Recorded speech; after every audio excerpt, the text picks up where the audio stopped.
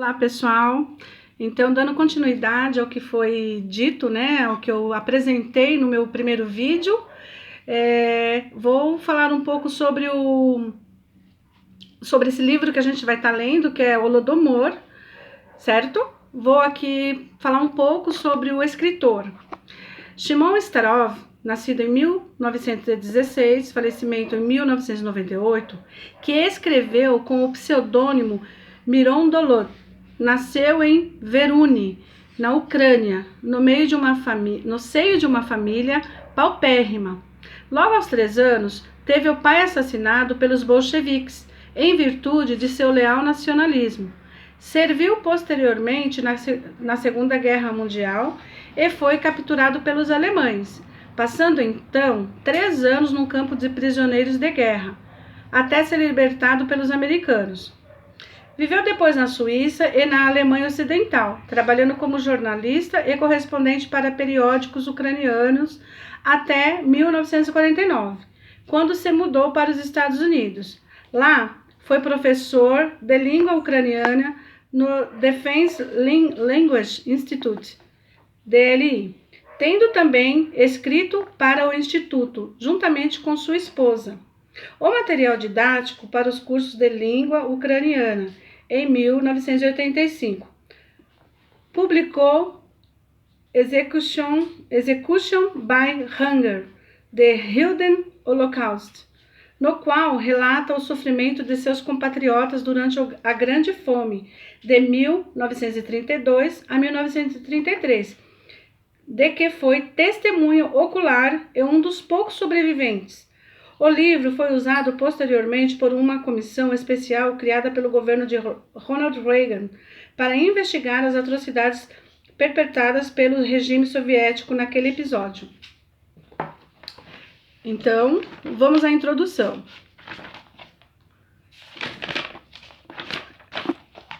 Introdução. Este é um dos raros relatos de uma testemunha ocular da Grande Fome que assolou várias regiões da União Soviética em 1932 até 1933.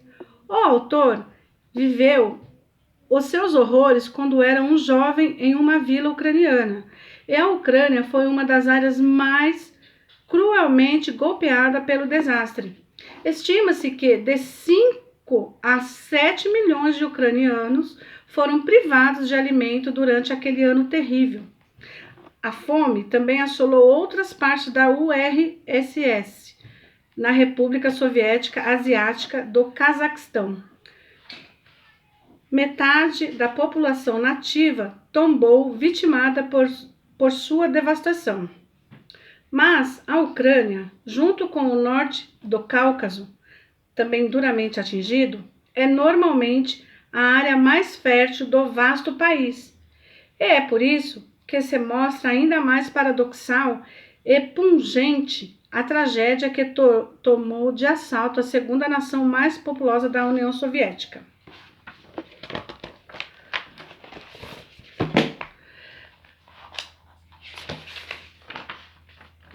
Fomes causada por fatores naturais como a seca e as safras fracassadas são fenômenos aterrorizantes. Mas o que conferiu a de 1932 a 33, um particular horror, foi ter sido causada e exacerbada pelas políticas do governo soviético, ou, mais especificamente, pelas as de Stalin. À época, o ditador absoluto e o principal autor e mandante do esquema que causou as mortes de milhões de seus compatriotas, bem como sofrimentos indizíveis para toda a população rural da URSS, ou seja, antiga União Soviética. A história sombria começa um tanto antes, desde 1921, com o fim da Guerra Civil. Os camponeses soviéticos haviam sido deixados em relativa paz, livres para cultivar os seus próprios lotes de terra em troca da obrigação de ceder parte da sua produção ao governo a um preço fixado por este. Esta política levou os soviéticos à notável recuperação do campo da devastação causada pela Revolução e pela Guerra Civil. A União Soviética, exatamente como a Rússia Imperial, antes de 1914, havia se convertido num grande exportador de grãos. No entanto, pelo mesmo motivo, os governantes comunistas mais doutrinários não engoliam essa tolerância parcial da livre empresa no campo.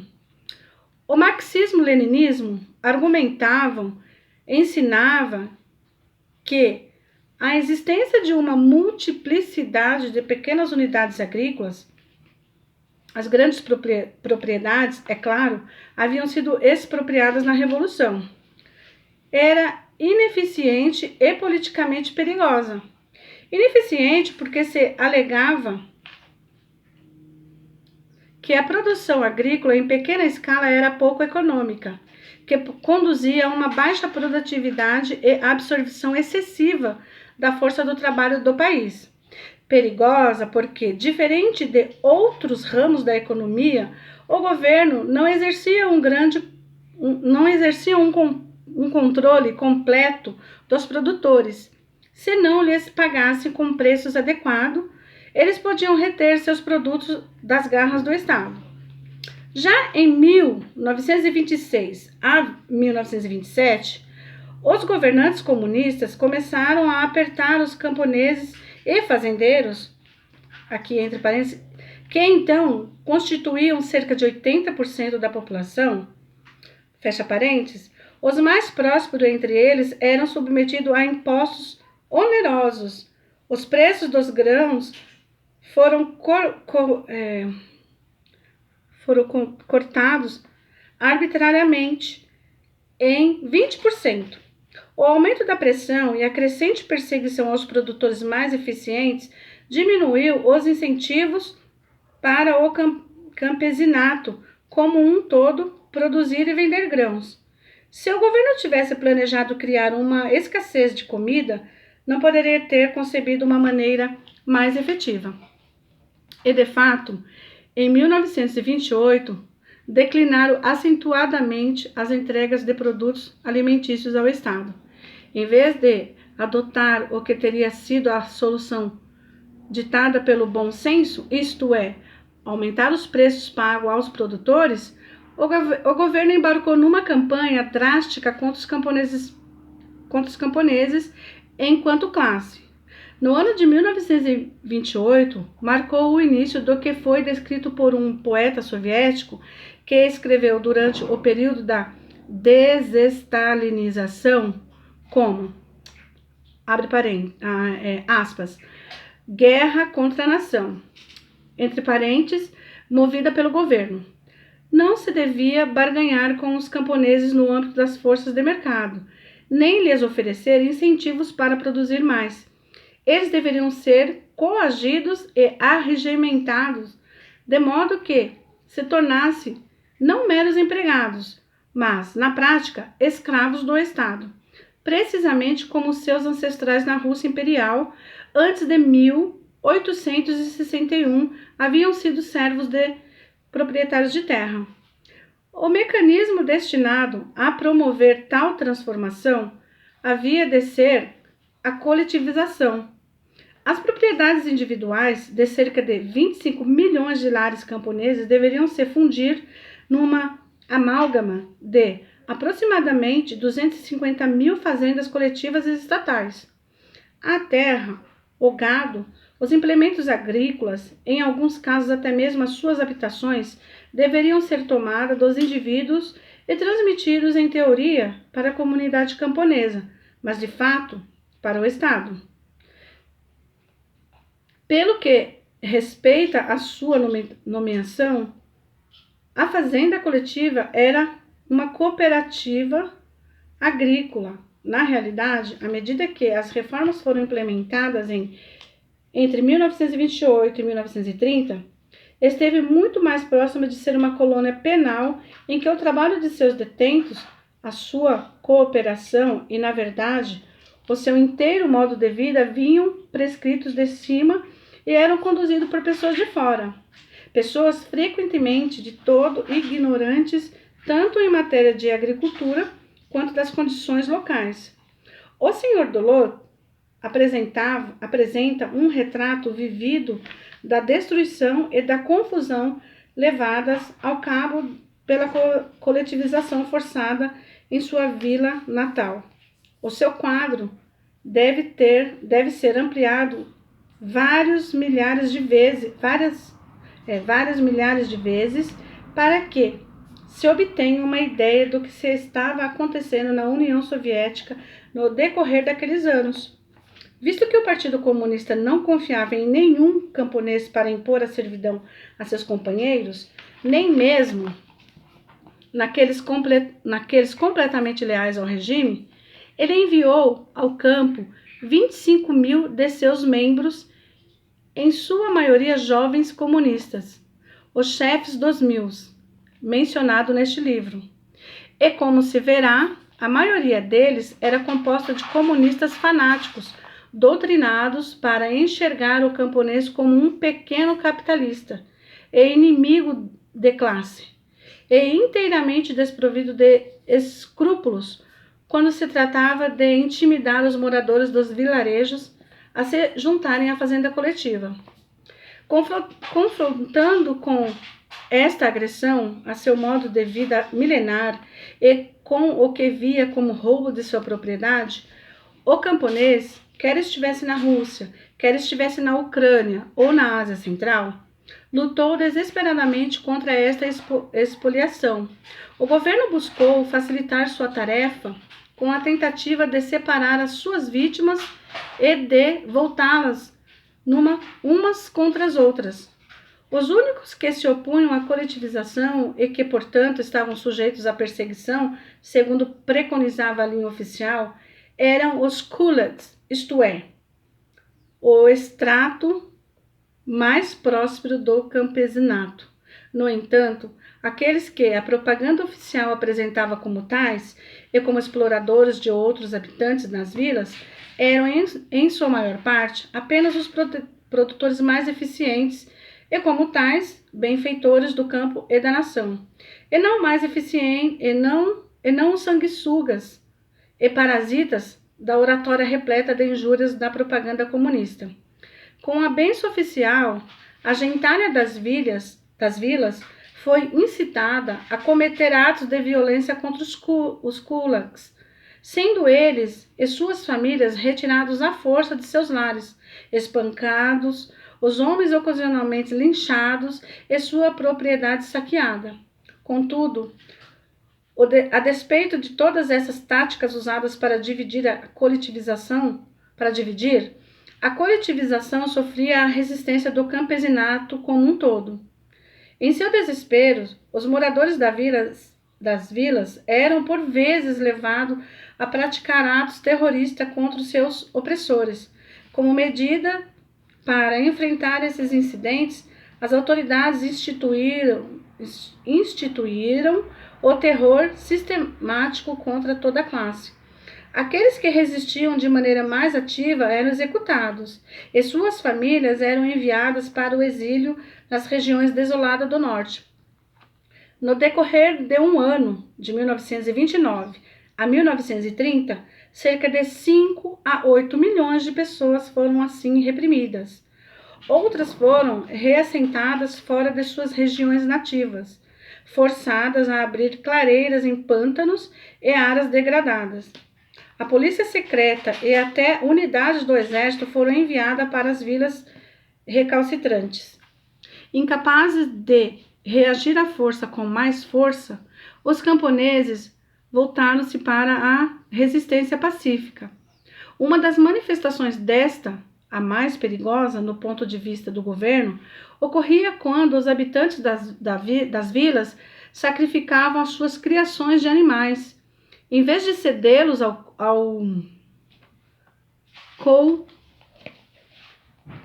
kolkhoz.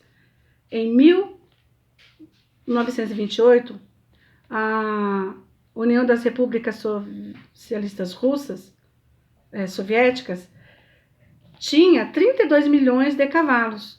Em 1934, o número era de 15 milhões e meio. Apenas em janeiro e fevereiro de 1930, 14 milhões de cabeças de gado foram eliminadas. Confrontado com este desastre, o governo cessou a guerra, no que seguramente foi uma obra-prima de hipocrisia. Stalin anunciou em março de 1930 que os funcionários locais haviam cometido um erro ao forçarem os moradores das vilas a se juntar às coletivas e ao se esquecerem de que as suas instruções e as do partido insistiam em que a participações nela, na condição de membros, nas condições de membros, tinha de se dar por adesão voluntária, como escreveu, abre aspas, quem poderia desejar tais abusos, tal ordenação burocrática do movimento de coletivização, tais ameaças indignas ao camponês? Fecha aspas. E graciosamente permitiu que aqueles camponeses desejosos de deixar as coletivas pudessem fazê-lo. A extensão a qual o processo havia sido voluntário é melhor ilustrada pelos seguintes números. 2 pontos. Antes do pronunciamento de Stalin, em 1º de março, 56,7% das famílias de todo o país haviam aderido à coletivização. 2 meses depois, o número era de 23,6%. Pode-se imaginar o caos e o dano trazidos à agricultura naquele ano terrível. Mas o camponês não obtivera uma vitória e sim um adiantamento. No final de 1930, o governo retornou à sua campanha para arregimentar a população rural para as fazendas coletivas. Desta feita, a força foi combinada com ligeiras concessões aos anseios do camponês por alguma coisa que pudesse chamar de sua. Agora, era-lhe permitido manter o assim chamado lote do jardim, cerca de meio acre por família e, às vezes, uma única vaca. Em setembro de 1931, 60% das famílias rurais estavam novamente nas coletivas. Mas o dano que já havia sido feito à economia rural em breve contribuiria para um desastre que superou até mesmo aquele de 1929 a 1930. A campanha de coletivização estava em sincronia com o primeiro plano quinquenal do governo soviético, que era destinado à industrialização apressada do país, que até então havia sido predominantemente rural. Um ingrediente essencial do plano consistia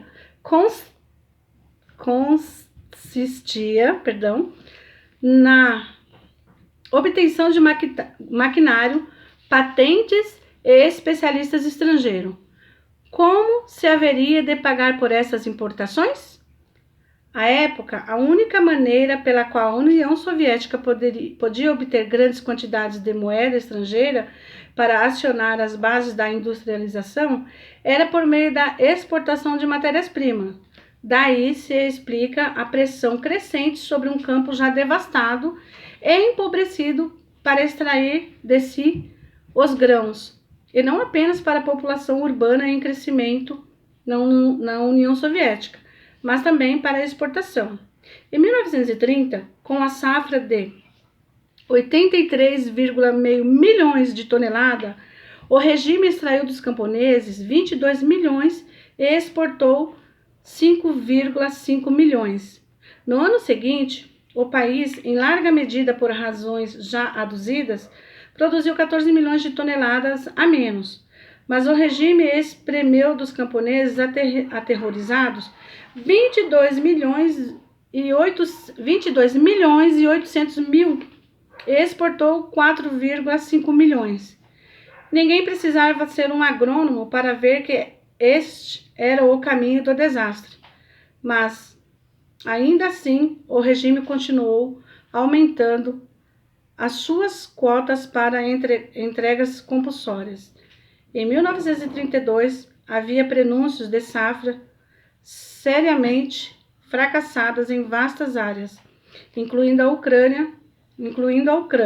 Já na primavera, no entanto, o plano estatal de requisição foi fixado no montante mais alto até então, 29,5 milhões de toneladas. No fim do ano, as pessoas já estavam passando fome.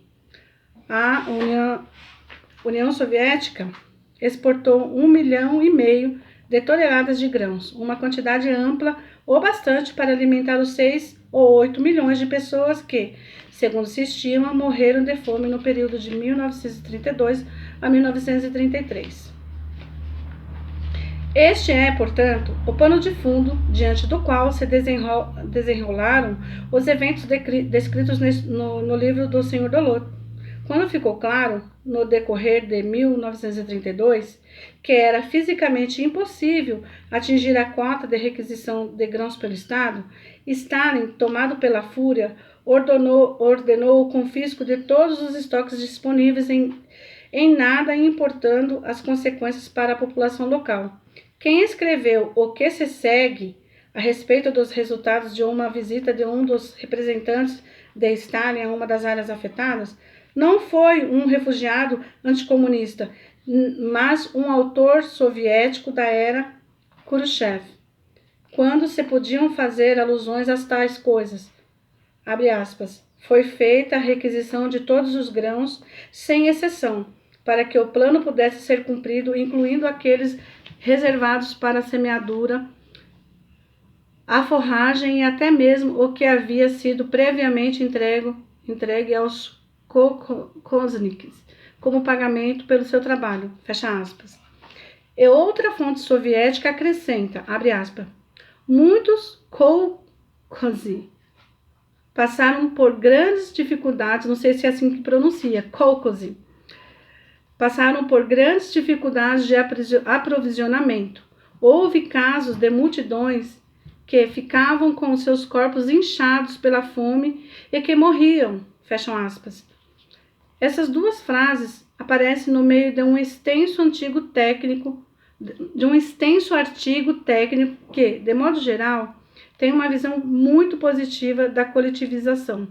Por mais que, como estava em voga no período de Khrushchev, repreenda Stalin e seus capangas pelos seus, abre aspas, erros, fecham aspas. Hoje, é claro, em conformidade com a linha de reabilitação parcial de Stalin, é improvável que um autor soviético tenha permissão para ser tão indiscreto a respeito do que realmente aconteceu durante aqueles anos terríveis.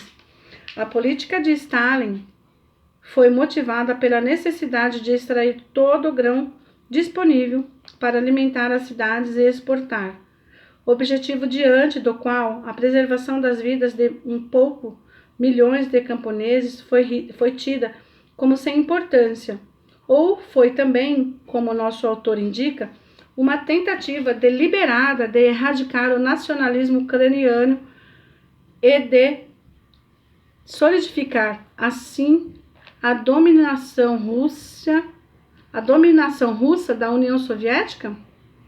Esta é uma hipótese, em defesa da qual argumentavam vários autores, nem todos eles, de forma alguma, ucranianos.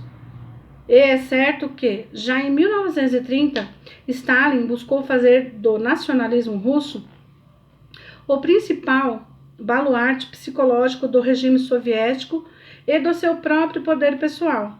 Qualquer iniciativa que se assemelhasse como remotamente com o nacionalismo ou com os demais, ou com demandas por autonomia para outras dentre as numerosas nacionalidades da antiga União Soviética, estava sendo esmagada por ele e por seus capangas, mesmo antes de 1930. E nos grandes expurgos de 1936 a 1939, os funcionários e intelectuais suspeitos de nutrirem a mais ligeira simpatia pelas aspirações nacionais ucranianas foram reprimidas brutalmente. Numa fome anterior de grandes proporções, que atingiu muitas partes da União Soviética, incluindo a Ucrânia, a fome de 1921 até 1922, o governo soviético não tentou impedir as suas vítimas de fugirem das regiões afligidas em busca de comida e lançou apelos às nações capitalistas para que ajudassem e socorressem milhões que sofriam. Em 1932 a 1933, o Kremlin tentou impedir que notícias da fome em massa se espalhassem até mesmo dentro da União Soviética, para que os habitantes de outras regiões permanecessem na ignorância quanto ao que estava acontecendo na Ucrânia e no norte do Cáucaso. Longe de buscar ajuda de fora, o governo proibiu a importação de comida para as áreas assoladas. Destacamentos da milícia e da GPU, Polícia Política, impediram que pessoas esfomeadas deixassem suas vilas e tentassem salvar suas próprias vidas e as de suas famílias. Naturalmente, algumas notícias que se espalharam em um poema que, quando descoberto pelas autoridades, veio a lhe custar a vida. O poeta russo Mandelstam escreveu a respeito de Stalin, abre aspas, apenas 10 passos de distância e nossas vozes não podem ser ouvidas. O único a ser ouvido é o alpinista do Kremlin, o destruidor da vida e assassinato de camponeses, fecham aspas. No Ocidente, houve apenas alguns ecos muito esparsos e abafados desse desastre causado por homens. E assim, é tanto mais valioso e comovente este testemunho da morte de uma outrora pacífica e autoconfiante vila ucraniana. Adam Ulan, diretor do Russian Research Center da Universidade de Harvard. Então, pessoal, aqui termina a introdução deste livro.